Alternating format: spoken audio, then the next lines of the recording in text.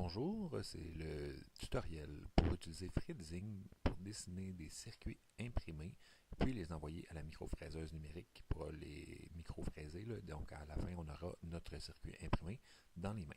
Donc première étape, c'est de trouver sur son bureau le dossier qui s'appelle Freedzing. On double-clique.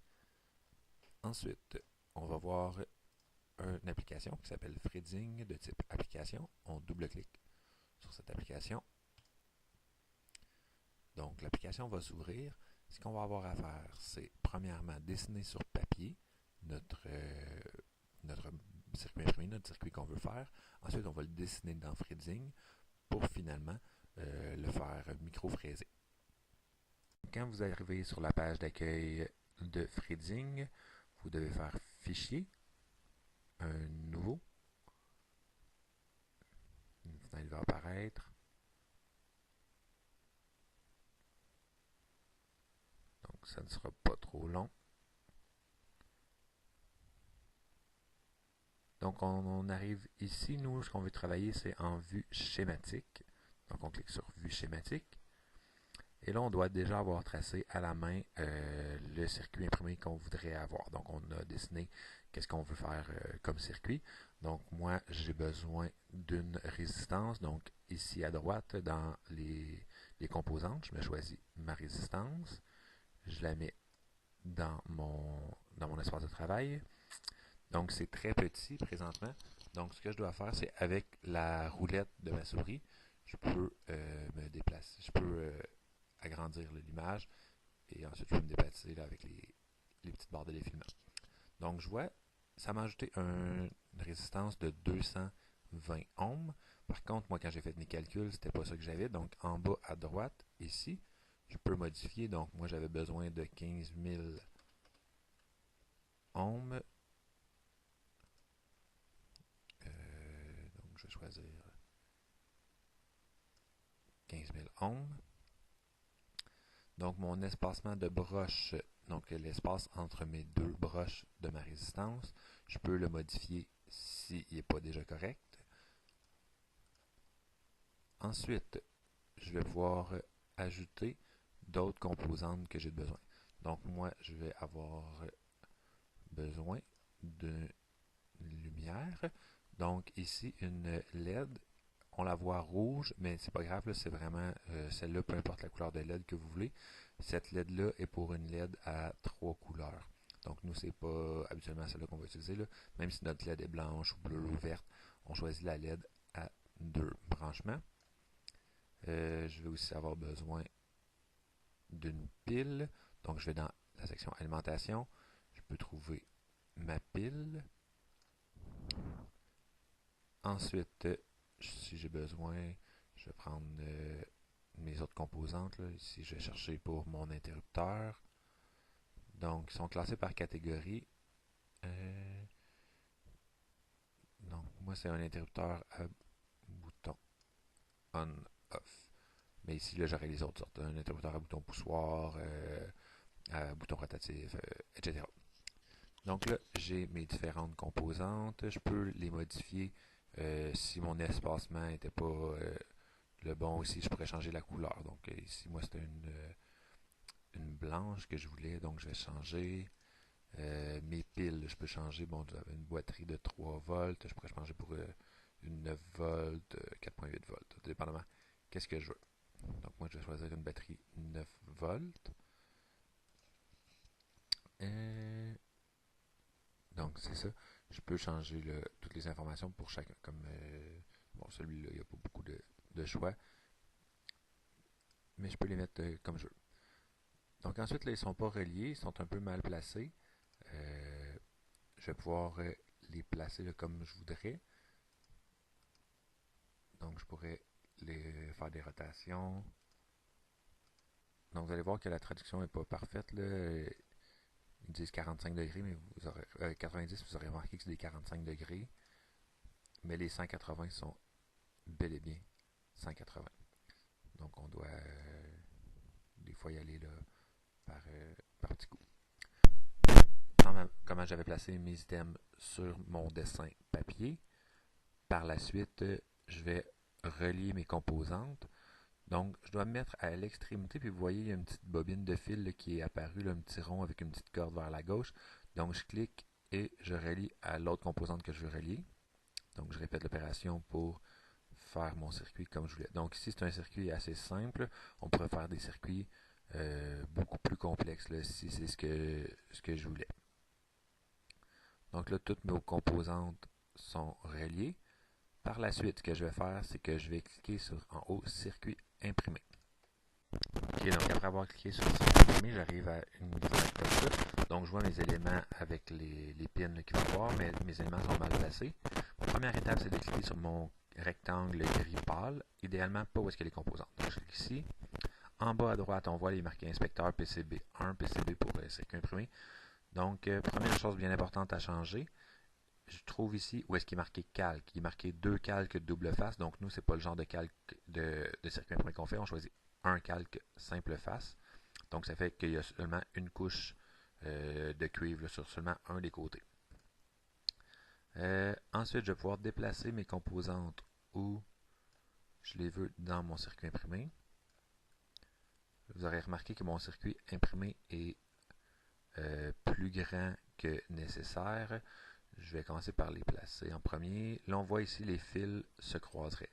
Donc, ce que je vais faire, c'est que je vais essayer de le faire tourner jusqu'à ce que les fils ne se croisent plus. Donc, on peut toujours faire un zoom avant ou un zoom arrière là, en tournant la roulette de la souris. Je déplace pour ne pas gaspiller trop d'espace de circuit imprimé. Donc, je peux placer mes composantes comme je le souhaite. Donc, je la mets comme ça. Et celle-là, je vais la placer ici. Donc là, j'ai un circuit imprimé où on voit que les composantes ne devraient pas se toucher. Je vais laisser quand même un peu d'espace pour que ça soit plus facile. Donc, c'est fait comme ça. On voit que mes fils ne se croisent pas. Donc, ça devrait être bon. Ce que je vais faire, c'est que je vais cliquer sur autoroutage dans le bas, qui devrait transformer mes petits fils pâles en pointillés en... Donc, il a fait des calculs, il a fait ça. Donc là, ici, ce que je pourrais faire, c'est mon circuit imprimé beaucoup trop grand, donc je vais essayer de réduire la taille au minimum. Donc, je réduis comme ça. Et là, j'aurai mon circuit imprimé qui serait prêt. Oups. Donc, on voit mon circuit imprimé serait beau. Ce que je vais faire par la suite, c'est que je dois enregistrer mon travail. Donc, je vais cliquer sur... je peux toujours fichier enregistrer sous. Donc là, je choisis l'endroit où je veux l'enregistrer, idéalement ma clé USB. Je vais le mettre sur mon bureau et je vais l'appeler circuit. Donc là, j'ai enregistré. Ce que je vais faire, c'est que je vais l'exporter pour pouvoir l'utiliser. Donc, je dois cliquer ici et choisir sur exporter circuit imprimé. Et je dois choisir le Gerber étendu ARS274X. C'est bien important de prendre celui-là pour notre microfraiseuse numérique. Donc, je clique là. On va me demander où je veux l'enregistrer. Je dois créer un dossier. Donc, je fais nouveau dossier. Et là, je vais lui donner un nom, là, exemple, une lampe. C'est bien important de le créer dans un dossier parce qu'il va y avoir beaucoup de fichiers. Et je fais Select Folder. Donc, une fois que vous avez exporté votre fichier, ce que vous devez faire, c'est ouvrir votre furteur Internet et aller à l'adresse copper.carbide3d.com. Donc, vous tapez ça, vous allez avoir une fenêtre qui vous dit ça si c'est pas la première fois, si c'est la première fois que vous y allez. Donc, vous cliquez sur OK. Ensuite, vous entrez la grandeur de la plaque de cuivre que vous avez à votre disposition. Comme par exemple, moi j'ai une plaque de 35 mm par 35 mm. Bon, mon épaisseur 1,58 mm. Juste à vérifier là, votre épaisseur. Donc, next pour suivant. Ensuite, vous devez envoyer un fichier. Donc, le fichier que nous allons choisir, nous on fait parcourir.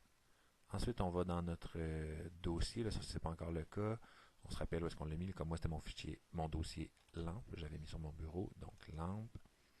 Et ensuite, je dois choisir le celui qui s'appelle circuit copper bottom.gbl. Donc je double-clique.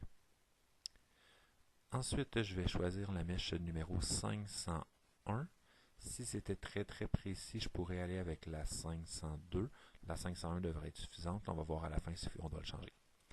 Donc, je peux faire un zoom. Là. Ce que je dois faire ici pour faire un zoom, c'est que je me mets dans le vis-à-vis de l'image et puis je fais aller la roulette là, de la souris.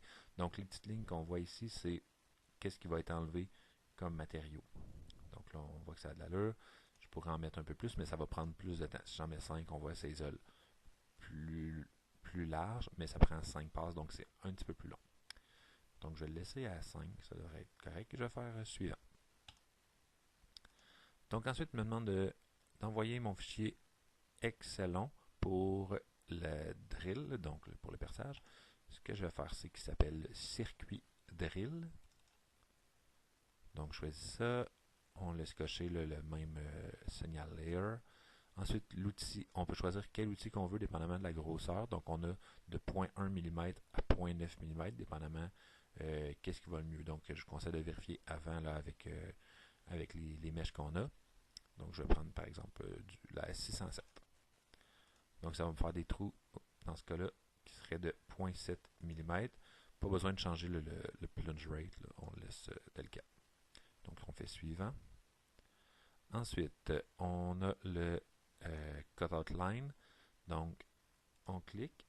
Là, ce qu'on voit, c'est où est-ce que ça va passer. À l'extérieur pour couper notre circuit imprimé. Donc là, c'est beaucoup trop grand.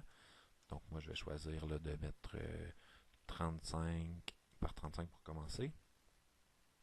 Puis là, on voit que c'est la grandeur de toute ma plaque de cuivre. Donc, j'en ai pas besoin d'aussi grand. Tout ça pour être réduit. Donc là, on peut réduire. Je vais essayer avec 25 de largeur. Et je vais essayer aussi 25 de hauteur. Donc, je pourrais encore avoir un peu de jeu. Donc, je vais aller avec 20 mm. Donc, comme ça a bien du sens. Donc, l'outil, on peut le laisser tel quel. C'est correct, la 112. C'est quelle mèche on veut utiliser. On pourrait utiliser la 101 là, si on voulait, là, ou un autre. Donc, on va faire suivant.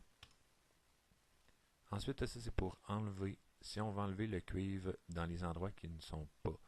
Donc, si je le clique, ce que ça va faire, c'est que ça va passer pour enlever tout le cuivre dans les zones.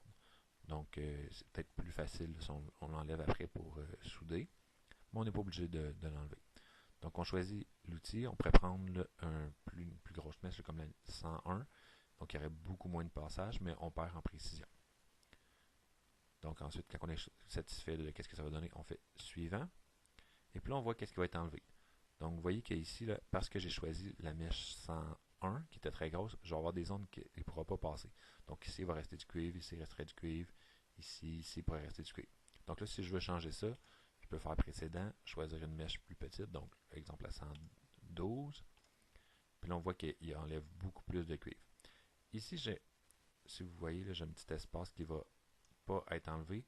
Donc, ça aurait été de choisir un espacement plus grand dans mes premières étapes là, quand j'étais dans Freezing. Ici, j'aurais dû augmenter l'espacement à mes pattes parce qu'il va rester un petit passage, une petite plaque de cuivre.